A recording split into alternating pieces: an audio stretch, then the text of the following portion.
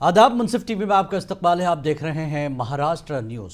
सबसे पहले हेडलाइंस।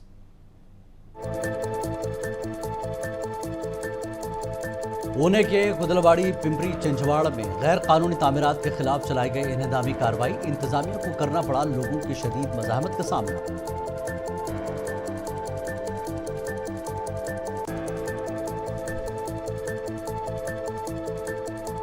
रियासती वजीर नीतीश राणे ने इम्तिहानी मराकज में बुर्का पर पाबंदी का किया मुतालबा। कहा, हिंदू और मुस्लिम तलबा के लिए कवानीन में यकसानियत होनी चाहिए।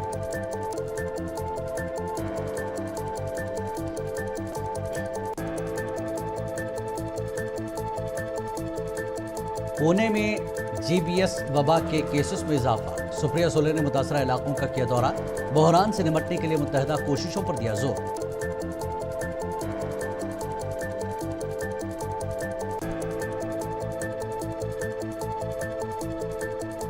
वक्फ में किसी की मुदाखलत नहीं की जाएगी बर्दाश्त। अगर वक्फ तरमीमी बिल मंजूर हुआ तो सुप्रीम कोर्ट से करेंगे रुजू।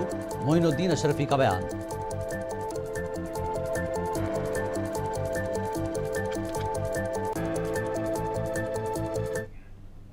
और खबर तफसील से, रियासती वजीर नीतीश राणे ने रियासत के वजीर तालीम दादा भुसे को एक खत लिखा जिसमें 10वीं और 12वीं बोर्ड के इम्तिहानात के लिए इम्तिहानी मराकज में बुर्का पहनने पर पाबंदी लगाने की दरख्वास्त की है।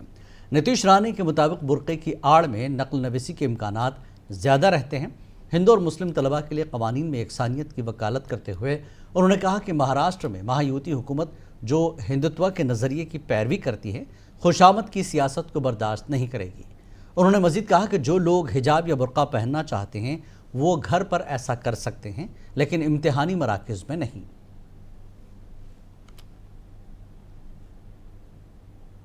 क्योंकि हमारी सरकार जो हिंदुत्ववादी विचार की सरकार है, हम कोई भी तुष्टीकरण की राजनीति सहन करेंगे नहीं और करने देंगे भी नहीं।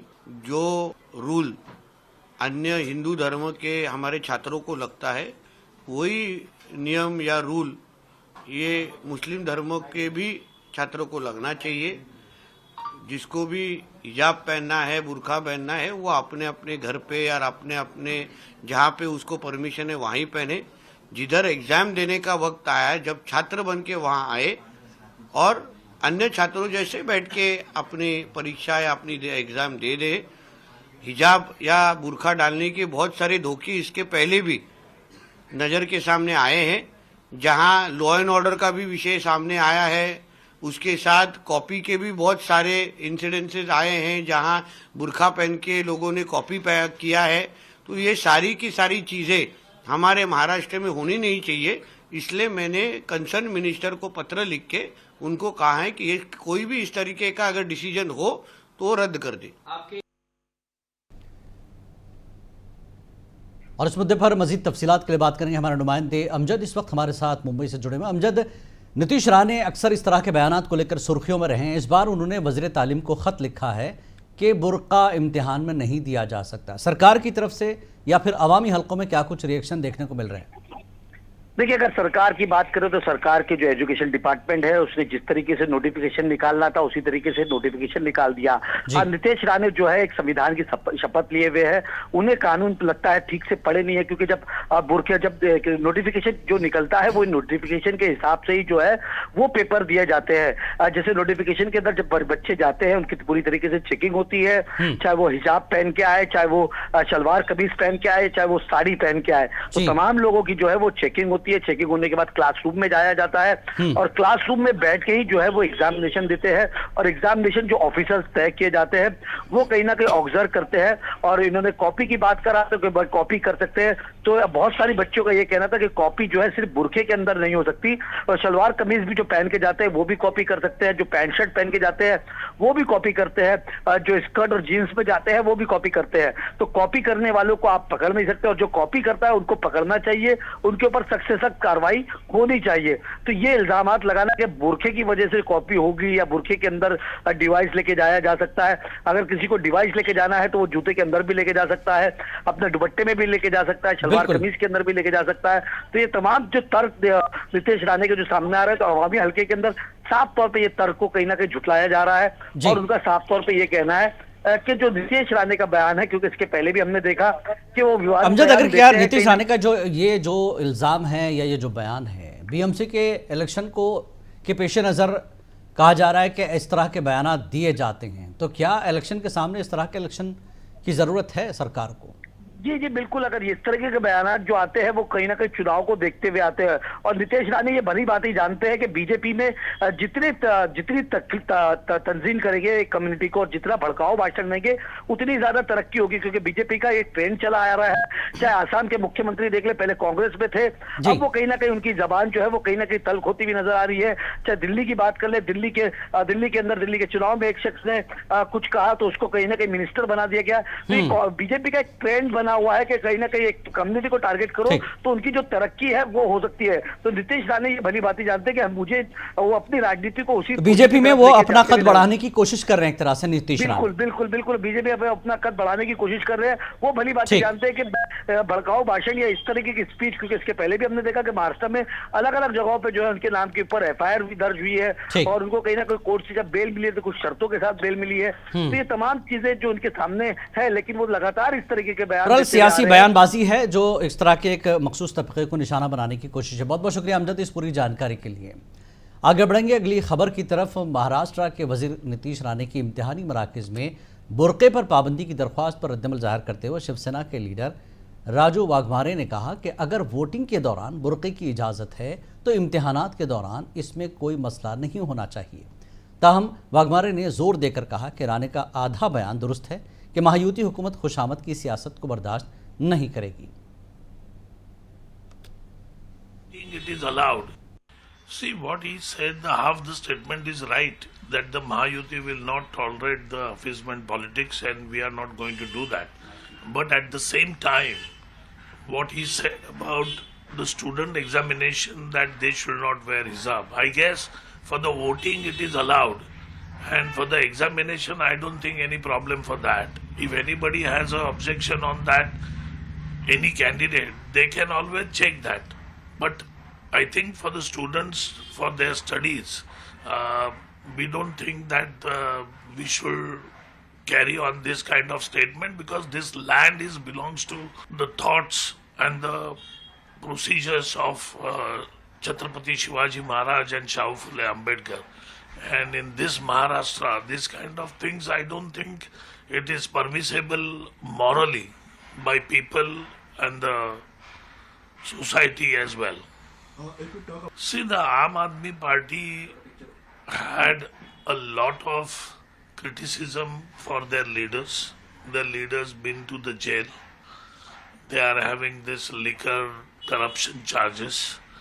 The overall Delhi condition is very bad regarding the people's health, people's facilities, and the overall Delhi situation by pollutions, and in all count the AAP has been failed in Delhi, and I guess because of that Honorable Prime Minister Narendra Modi has been said that it will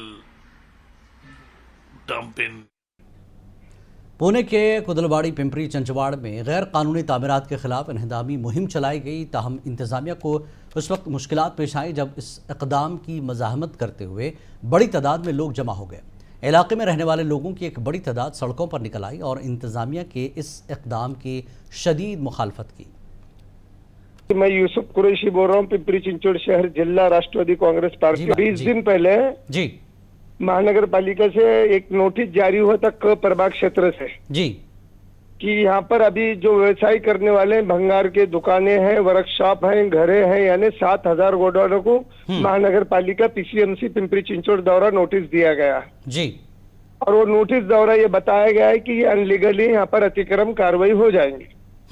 लेकिन sir ये सरासर गलत है कि 19 से 2025 जी, यानी अभी तक वहाँ पर वो मार्केट 35 साल से वहाँ पर बरकरार है और लोग टैक्स से भर रहे हैं। खासगी प्राइवेट जगह है, लोगों का 7/12 है, लाइट बिल है, डॉक्यूमेंट्स है। मगर महानगर पालिका का एक तरफा ही अचानक नोटिस आने देना पूरे वहाँ के व्यापारियों को हिला दिया। यानी नोटिस के तुरंत बाद ये तोड़फोड़ हुई है। जो कम से कम सर वहाँ 50,000 लोगों का वहाँ पर कारोबार, पेट का रोजगार जुड़ा हुआ। और वहाँ पर सभी मतलब मुस्लिम समाज हैं, गुप्ता लोग हैं, हमारे गांव वाला मराठा समाज है, सभी लोग वहाँ पर मिलजुल के व्यवसाय पिछले 25 सालों से कर रहे हैं। ठीक। अगर ये महानगर पालिका को हमने निवेदन दिया है कि भाई ये अचानक की कार्रवाई हमारे समझ में नहीं आ गई। हाई कोर्ट का आदेश था 2015 में, तुम जो भी उसके पहले कंस्ट्रक्शन हुए या गोडाउन बने हैं उसको लीगली कर दो, ठीक, फाइन मार कर। लेकिन ये अचानक उसके 35 साल पुराने गोडाउन है ये सब। हमने महाराष्ट्र के डिप्टी सीएम, पुणे जिले के पालक मंत्री, हमारे नेता अजीत दादा पवार को भी हमने निवेदन दोहराई, पूरी मालूमात दी है। ठीक। और उनसे हमारी मीटिंगें चालू है, बातचीत चालू है। आज वो अतिक्रमण के लिए सुबह आए हुए थे जी। लगभग 1,000 पुलिस बंदोबस्त के साथ, वहां पर 15 से 20,000 पब्लिक जमा हो गई जी। तो ऐसे में अजीत पवार जी को आपने अजीत पवार जी को आगाह करा दिया था ये चीजें चल रही है? ये हमने दादा के पीए को दिए, खुद दादा अजीत दादा को मैंने खुद ये मेमोरेंडम उनके हाथों में दिया। अजीत दादा बोले मैं इस पे सीएम से बात करके इस पे कोई रास्ता हम काटेंगे। ठीक है। तो ये ऊपर मीटिंग चालू। लेकिन आज अतिक्रमण सुबह 10 बजे जब वो लोग आए मार्केट में, तो 15 से 20,000 व्यापारी वहां पर जमा हो गए। उस बुलडोजर उनकी कार्रवाई को रोका गया। तो अभी कार्रवाई रुकी हुई है, टूट रहा है? अभी फिलहाल वहाँ पे जो भीड़, इतनी पब्लिक देख के प्रशासन ने अपने 2 कदम पीछे लिया। ठीक है। मतलब वो आज के दिन तो अगली कार्रवाई क्या है यूसुफ साहब, अगली कार्रवाई क्या होगी? अजीत दादा के इंतजार करेंगे या कोर्ट जाएंगे कारोबारी? जी सर, हमने अभी कम से कम 1,000 गोडाउन वाले हाई कोर्ट में चले गए, पिटीशन दाखिल हुई है। ठीक। अब आज कल में वो स्टे ऑर्डर का भी पूरा काम हो जाएगा। आपको क्या लगता है, इलेक्शन है इसके सामने ये सारी चीजें हो रही है?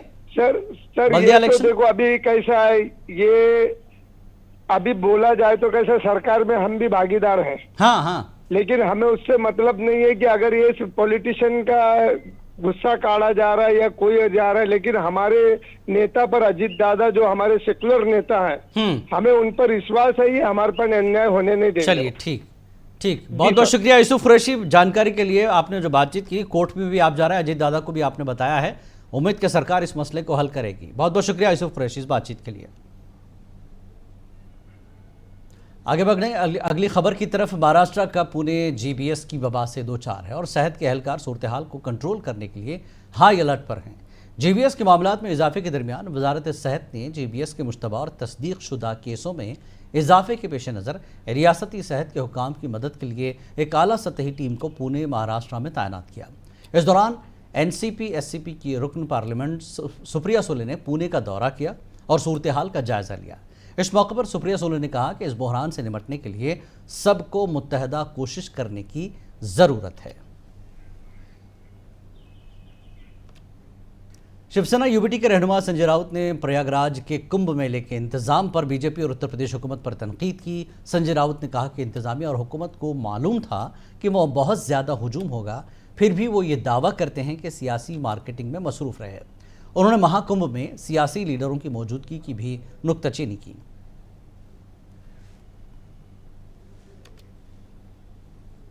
कांग्रेस के रियासती सदर नाना पटोले ने कहा कि महाराष्ट्र में माफिया और गुंडागर्दी काफ़ी बढ़ गई है।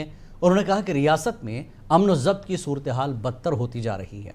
उन्होंने बाबा सिद्दीकी कत्ल केस का भी हवाला दिया।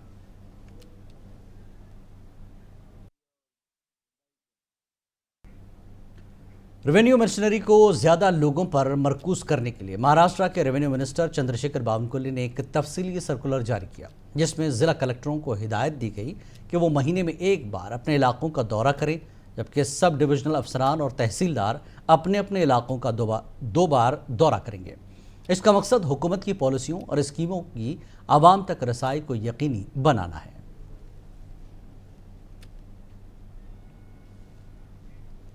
सुन्नी जमात उलमा के ऑल इंडिया सदर मोइनुद्दीन अशरफी ने मुनसिफ टीवी से बात करते हुए कहा कि वक्फ एक मजहबी मिल्कियत है, हम इसमें किसी की मदाखलत बर्दाश्त नहीं कर सकते।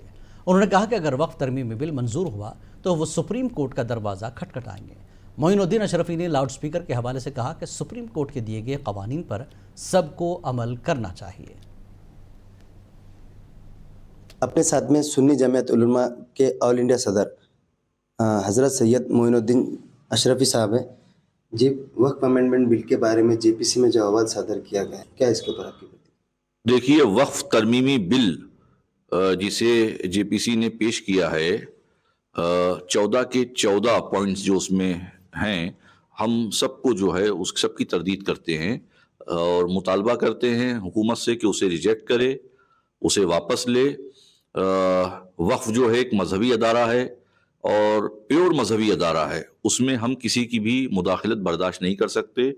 और औकाफ में जो तरमीम हुई है, वो तरमीम साफ तौर पर यह जाहिर कर रही है कि मुसलमानों की जायदाद हुकूमत जो है वो जो कब्जे हैं औकाफ की प्रॉपर्टीज पर, उन कब्जों को सरकार जो है वो ताकत दे रही है और उससे मुसलमानों का बड़ा नुकसान होगा। धार्मिक स्थल पर लाउड स्पीकर के उपयोग को लेकर क्या निर्देश दिए गए? जो हाई कोर्ट ने कहा है स्पीकर के लिए, तो हमको और आपको सबको चाहिए कि हम उसके पाबंद हो जाएं। और वो किसी एक मजहब के लिए ख़ास नहीं है, वो सबके लिए है।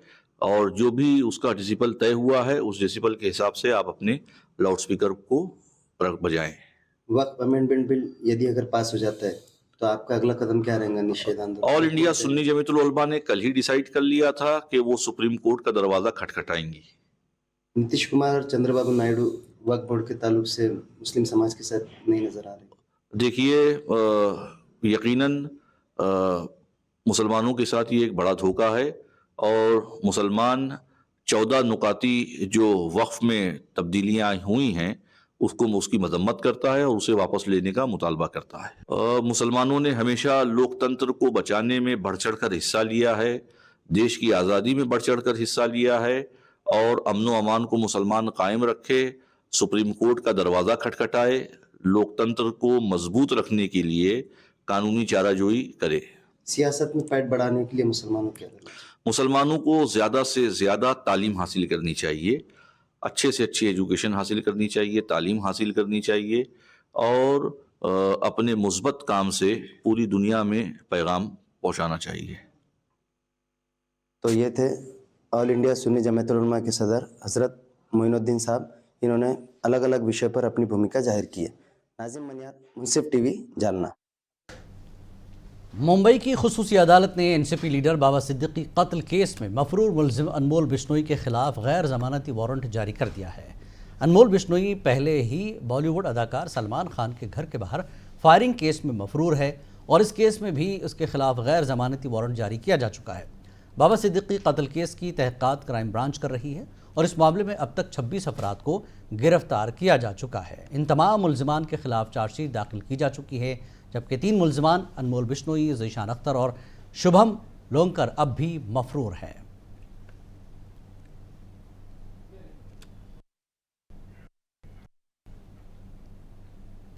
नांदेड़ के जिला कलेक्टर दफ्तर में आज डिस्ट्रिक्ट प्लानिंग का एक अहम जायजा इजलास का इनेकाद किया गया, जिसमें रियासती वजीर और नांदेड़ के इंचार्ज वजीर अतुल सावे, साबिक वजीर आला व रुकन पार्लियामेंट अशोक चौहान, कांग्रेस के रुकन पार्लियामेंट रविंद्र चौहान समेत ज़िले के तमाम असम्बली हलकों के अरकान असम्बली मौजूद थे।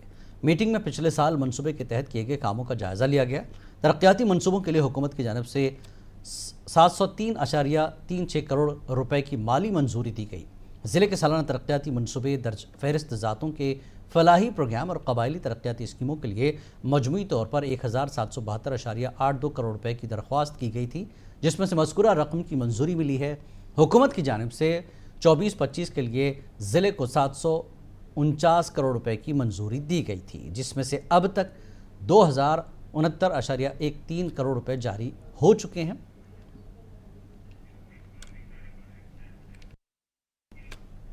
महाराष्ट्र न्यूज़ में फिलहाल इतना ही। आदाब।